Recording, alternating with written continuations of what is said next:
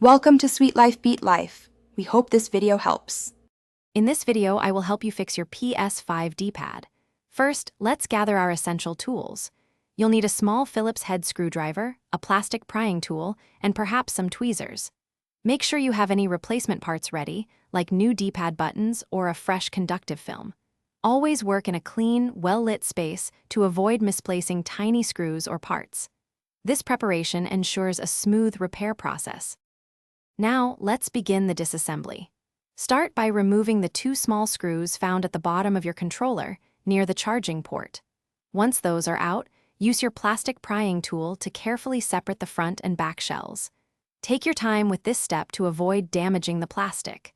You'll then need to gently disconnect any ribbon cables that connect the two halves, usually one or two of them. With the controller open, your next step is to access the D-pad components. First, carefully locate and disconnect the battery, then remove it from its housing. Next, you'll need to unscrew the small screws holding the motherboard in place. Once the motherboard is gently lifted, you'll see the D-pad assembly underneath. This is where you can replace any faulty D-pad buttons or the worn-out conductive film causing issues. Finally, it's time to put everything back together. Carefully reattach all the ribbon cables you disconnected earlier, ensuring they are seated correctly. Then, align the front and back shells of the controller and gently snap them back into place. Secure the two bottom screws to ensure the controller is properly sealed.